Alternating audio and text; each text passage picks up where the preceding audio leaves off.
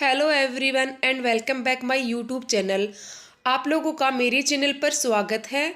और आज हम पढ़ने वाले हैं राजस्थान के संभाग।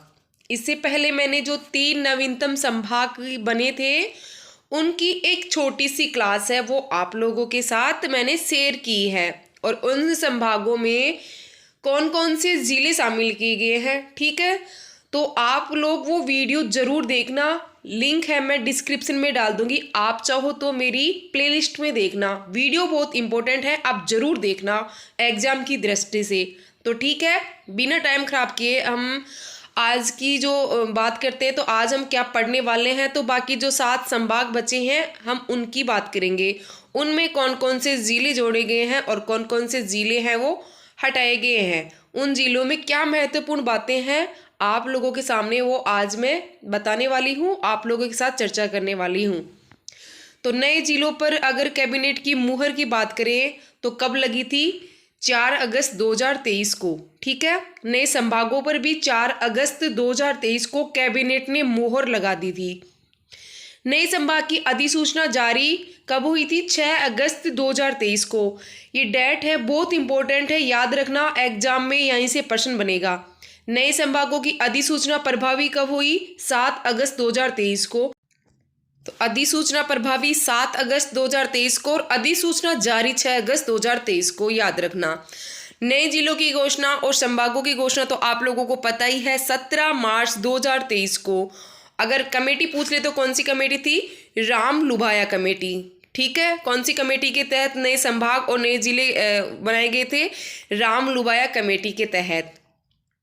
अगर बात करें हम राम लुभाया कमेटी का गठन है वो कब किया गया, तो याद रखना 21 मार्च 2022 को, ठीक है।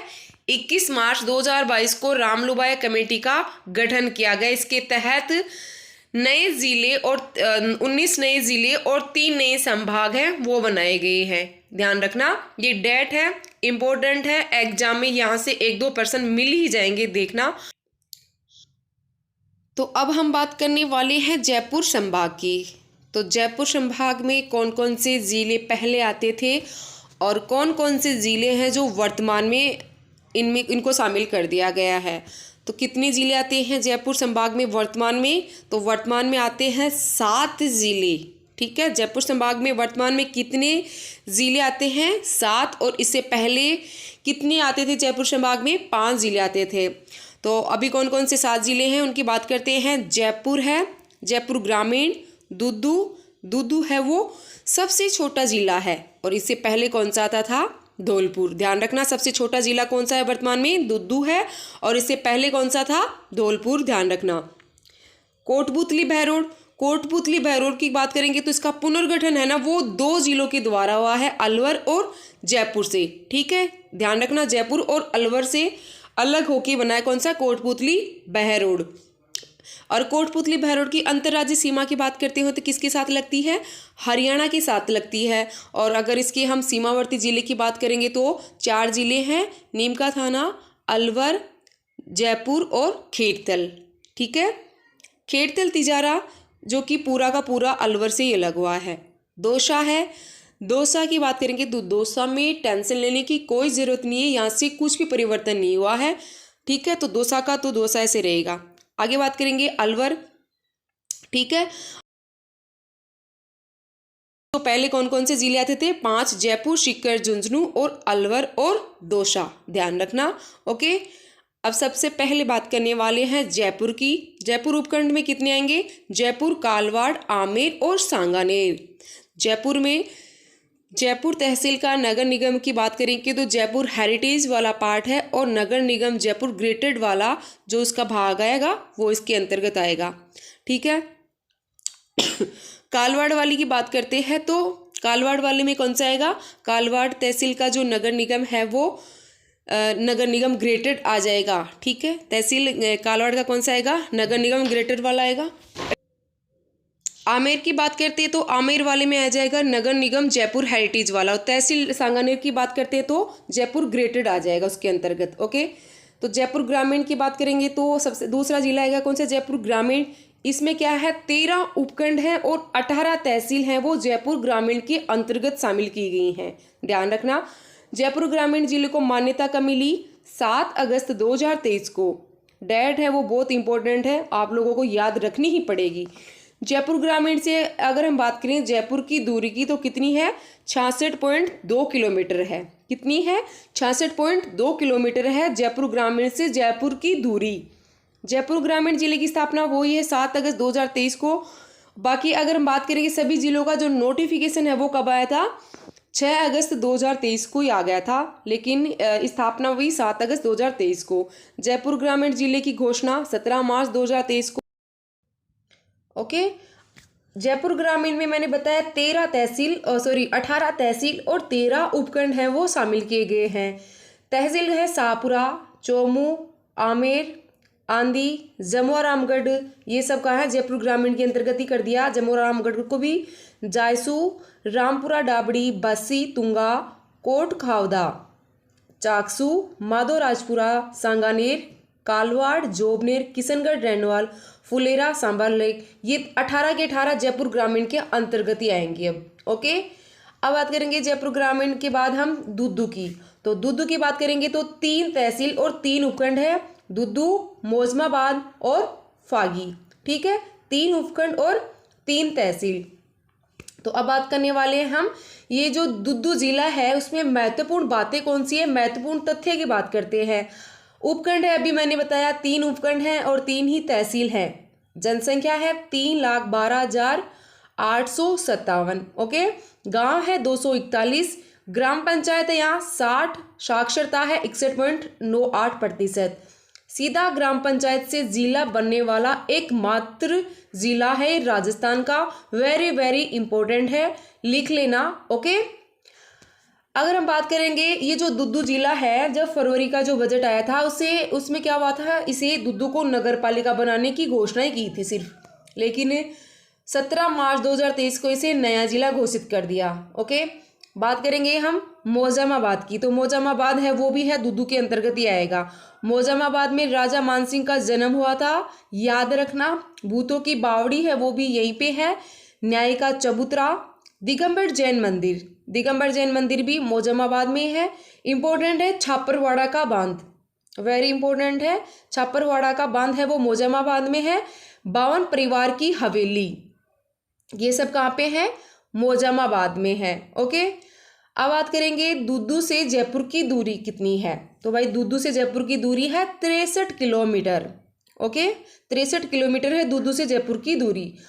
वर्तमान में राजस्थान का सबसे छोटा जिला कौन सा है? दुद्दू है। ओके, पंचायत समिति है 3, नगर पालिका 1, उपखंड 3 और तहसील भी 3 है। ध्यान रखना। और इम्पोर्टेंट बात तो ये याद रखने कि भाई ये जो राजस्थान का सबसे छोटा जिला है। ओके, इसमें कुछ भी याद नहीं रखना। वैसे दुद्दू जिले में तो सीधा बस ये छोटा जिला याद रखो, 3 तहसील 3 उपखंड, बाकी मोमानाबाद, दुद्दू और फागी। इसके बाद बात रखनी सबसे जो इम्पोर्टेंट बात आपको क्या रखनी है दुद्दू जिले में, ये ग्राम पंचायत से सीधा जिला बनने वाला मतलब एकमात्र है जिला। कौन सा? दुद्दू है जो ग्राम पंचायत से सीधा जिला बना है। याद रखना, क्वेश्चन बनने की पूरी संभावना यहीं से। ओके, आगे वाले जिले की बात करते हैं। जिला है कोटपूतली बहरोड, जो कि नवीनतम जिला है। 7 उपखंड और 8 तहसील है वो कोटपूतली बहरोड में शामिल की गई। और कोटपूतली बहरोड है वो 2 जिलों से बना है, जयपुर और अलवर से लिया गया है। ओके, बहरोड, बानसूर, निमराना, मांडण, नारायणपुर, कोटपूतली, विराटनगर, पावटा। कोटपूतली बहरोड के अगर सीमावर्ती जिले की बात करेंगे तो है जयपुर, अलवर, नीमका थाना और खैरतल। अगर कोटपूतली बहरोड की अंतर्राज्यीय सीमा की बात करेंगे तो किसके साथ लगती है? हरियाणा के साथ। ओके, कोटपूतली बहरोड में अभी बताया, सबसे पहले तो आपको याद रखना 7 उपखंड और 8 तहसील है वो शामिल की गई हैं। बानसूर का किला और इम्पोर्टेंट है जिलानी माता का मंदिर। ओके, जिलानी माता का मंदिर कोटपूतली बहरोड के अंतर्गत है।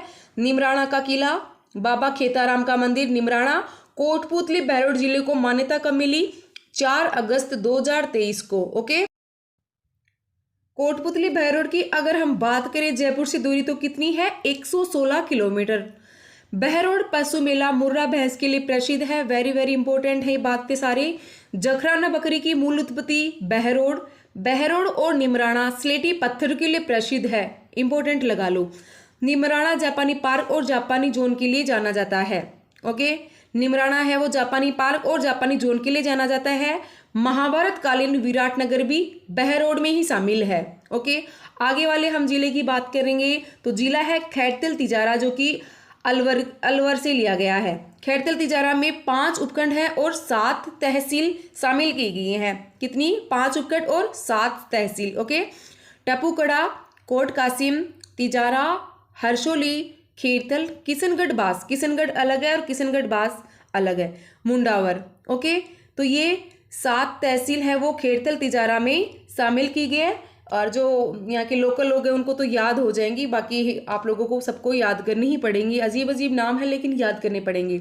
अगर बात करेंगे खैरतल का मूल नाम है वो क्या है? त्रिगत नगर। क्या है खैरतल का मूल नाम? त्रिगत नगर। इंपॉर्टेंट है अगला पॉइंट, अली बख्शी ख्याल के प्रवर्तक। तो अली बख्शी ख्याल के प्रवर्तक कौन है? खुद अली बख्शी है, मुंडावर से संबंधित है। ओके, खैरतल तिजारा को मान्यता मिली 7 अगस्त 2023 को। देश का सबसे बड़ा औद्योगिक क्षेत्र है वो भिवाड़ी खैरतल में है। कहाँ पे है? भिवाड़ी खैरतल में है देश का सबसे बड़ा औद्योगिक क्षेत्र। इससे पहले ये जो भिवाड़ी है वो अलवर में आता था, अब है वो खैरतल में कर दिया गया वर्तमान में। अगर बात करेंगे प्रदेश की दूसरी सबसे बड़ी सरसों मंडी है वो कहाँ पे है? खैरतल में है। ओके, कहाँ पे है? खैरतल में है।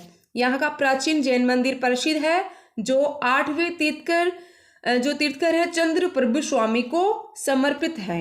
ओके, किशनगढ़ बास पहले भरतपुर रियासत के अधीन था।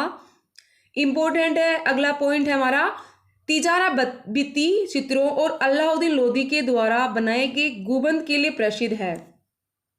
संत दास जी का मंदिर हरसोली में स्थित है। कहाँ पे स्थित है?